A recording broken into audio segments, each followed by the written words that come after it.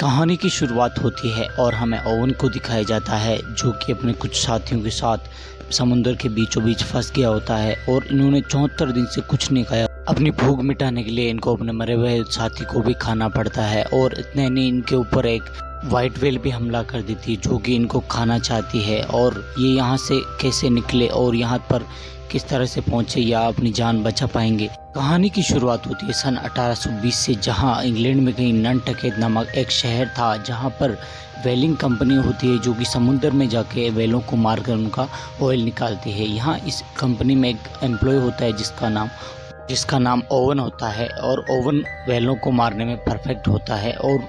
Company के मालिक ने ओवन से वादा किया होता है कि अगली बार उसे जहाज़ का कप्तान बना दिया जाएगा, लेकिन उसकी जगह पर पोलार्ड को कंपनी का कप्तान बना दिया जाता है क्योंकि ओवन नीची जाति का होता है और पोलार्ड के माता पिता बहुत ही बड़े घराने से होते हैं। पोलार्ड को कैप्टेंसी का कोई नॉलेज भी नहीं होता है, लेकिन उसे कप्तान बना दिया जाता है। यही दिखाया जाता है कि ओवन निराश होकर घर चला जाता है और उसे पता चलता है कि उसकी पत्नी माँ बनने वाली है और वो अपने घर में बेटी चाहता है। जब उसकी पत्नी को पता चलता है कि ओवन 1 साल के लिए समुद्र में जा रहा है तो वो उसे रोकने की कोशिश करती है, लेकिन ओवन को ये काम उसकी जान से भी प्यारा है और वो बचपन से ये काम करना चाहता है और अपनी पत्नी से वादा करता है कि मैं ज़िंदा लौटूंगा और वहाँ से निकल जाता है। और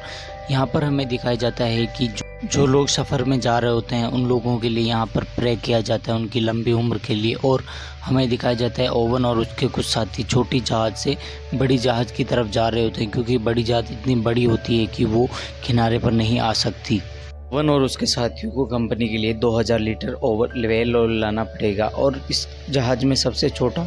थॉमस दिखाया जाता है जो कि 14 साल का होता है। और हमें इस जहाज़ के सीनियर एम्प्लॉयज़ को दिखाया जाता है जिनके गले में एक लॉकेट होता है जो कि दर्शाता है कि उन्होंने एक व्हेल को मारा है और कंपनी के लिए व्हेल ऑयल लाए हैं। और थॉमस बताता है कि एक दिन ये मेरे गले में 12 होंगे। जहाज़ में ओवन के बचपन का दोस्त जोय भी होता है और ओवन इस जहाज़ का सबसे सीनियर होता है क्योंकि इसने ये काम बहुत बार किया होता है। और जहाज़ को दिखाया जाता है जो कि समुद्र में जाने लगती है, लेकिन उसका एक पर्दा अटक जाता है जिस कारण वो जहाज़ रफ्तार नहीं पकड़ रही होती है और ओवन ऊपर जाकर उसकी रस्सी काट देता है जिससे पर्दा खुल जाता है और जहाज़ अपनी रफ्तार पकड़ लेता है। ओवन, पोलार्ड और जोय तीनों जब डिनर कर रहे होते हैं तो वहाँ पर पोलार्ड ओवन को भुट्टा ऑफर करता है। इस पर ओवन कहता है कि मैंने बचपन में बहुत भुट्टे खाए हैं। ओवन भुट्टों से नफरत करता है क्योंकि उसके पिता बचपन में भुट्टे उगाया करते थे और किसी कारणवश उन्हें जेल जाना पड़ा। और इस बात पर पोलार्ड ओवन के पिता की बेइज्जती करता है और ओवन अपने पिता की बेइज्जती सहन नहीं कर पाता है क्योंकि उसके पिता जेल में चले गए तो इसलिए उसको चिढ़ाता है, लेकिन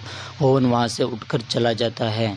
वहीं जहाज़ में थॉमस को दिखाया जाता है जिसे उल्टी जैसा महसूस होता है क्योंकि इससे पहले उसने कभी भी जहाज़ का सफ़र नहीं किया होता है और ओवन उसे जहाज़ में उल्टा लटका देता है जिससे उसे उल्टी हो जाती है। और सुबह दिखाया जाता है कि आगे से तूफान आ रहा होता है और हल्की बारिश और तूफान को देखते हुए पोलार्ड आगे बढ़ते रहने का निर्णय लेता है, लेकिन कब हल्की बारिश बड़ी बड़ी लहरों में तब्दील हो जाती है और तूफान का पानी जहाज़ में भी आ जाता है और पानी भरने से जहाज़ टेढ़ा हो गया होता है। और जब जहाज़ टेढ़ा होता है तो ओवन जोय को बोलता है कि रस्सी काट दो जिससे जहाज़ सीधा हो जाएगा और जहाज़ सीधा हो भी जाता है और इन सब की जान बच जाती है। और कुछ दिन चलने के बाद इन्हें एक व्हेल दिखाई दी जाती है जहाँ पर ये दोनों अपनी अपनी छोटी जहाज़ें लेकर चले जाते हैं, जिस पर एक पर ओवन होता है तो दूसरी पर पोलार्ड होता है। ओवन यहाँ पर व्हेल के ऊपर भाला मारता है जिसके साथ रस्सी बंधी हुई होती है और व्हेल उस रस्सी को खींचते हुए पानी की गहराइयों में जाने लगती है और सभी लोग डर जाते हैं और ओवन को रस्सी काटने को कहते हैं, लेकिन ओवन को पता होता है कि व्हेल ज़्यादा गहराई में सांस नहीं ले सकती और व्हेल वापस ऊपर की ओर आने लगती है। और जब व्हेल सांस लेने के लिए ऊपर की ओर आती है तो ओवन उसे भाला मार देता है और उस व्हेल का ऑयल निकालने के लिए वो लोग उसे अपनी जहाज़ में ले जाते हैं और वहाँ पर उसका ऑयल निकाल जाता है जो कि 1000 लीटर होता है। और इन्हें अब भी 1000 लीटर ऑयल की ज़रूरत और होती है और ये लेने के लिए वो लोग पैसिफिक ओशन में चले जाते हैं। लगभग अब इन्हें 1 साल बीत गया होता है समुद्र के अंदर और कुछ आगे चलने के बाद इन्हें दिखाया जाता है कि एक टापू दिखाया जाता है जहाँ पर एक छोटा सा शहर बसा होता है और यहाँ पर खाने पीने की सारी सुविधाएं होती है और सभी लोग खा पी कर मस्त होते हैं। तभी ओवन और पोलार्ड एक आदमी से मिलते हैं जो कि बताता है कि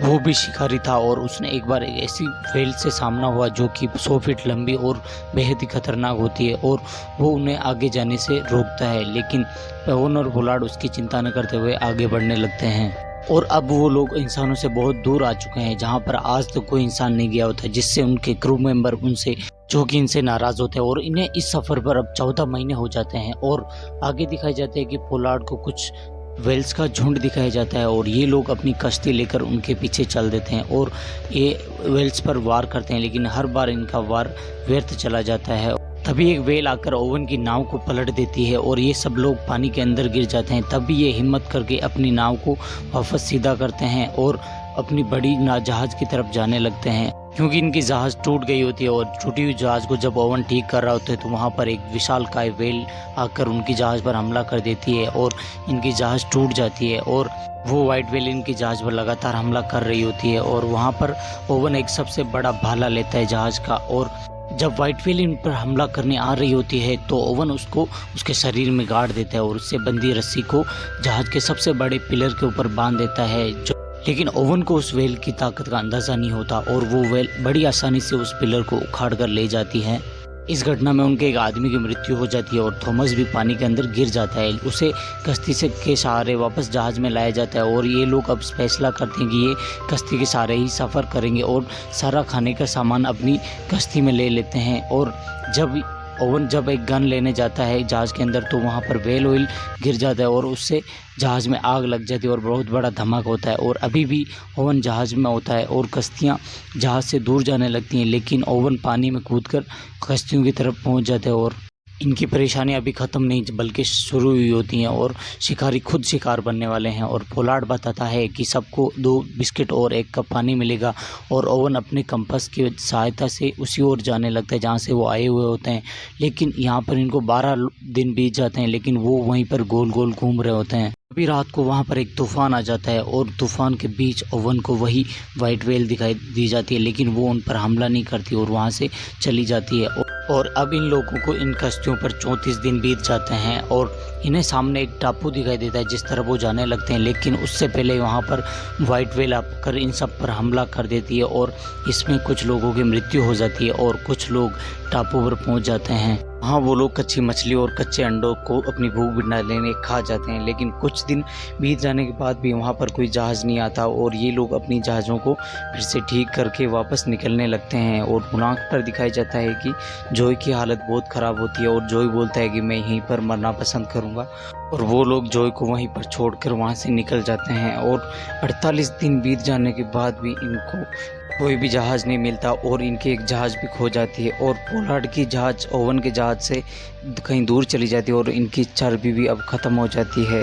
और कुछ दिन बाद ओवन के जहाज़ पर एक लड़के की भूख से मृत्यु हो जाती है और ओवन उसे पानी में ना फेंक कर उसे अपना खाना बनाने का फैसला करता है ताकि इन तीनों की जान बच सके। और 71 दिन बाद इन लोगों की जहाज़ पर एक लड़का अपनी खुदकुशी कर लेता है ताकि वो उन लोगों का खाना बन सके और ये लोग एक जानवर की तरह उस लड़के को मार कर खा जाते हैं और इन्हें ना तो दिन का होश होता है ना ही रात का। और कुछ दिनों बाद ओवन को पोलार्ड की नाव भी मिल जाती है और ये लोग अब 6 लोग जिंदा रहते हैं और उन्हें एक व्हेल दिखाई देती है और ओवन से मारने की कोशिश करते हैं, लेकिन उसकी आंखों में देखकर ओवन रुक जाता है और वो कहता है किसी को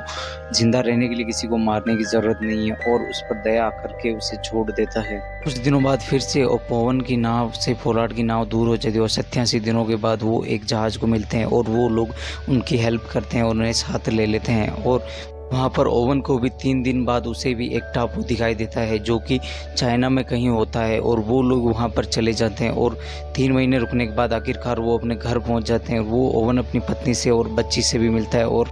कहानी यहीं पर ख़त्म हो जाती है।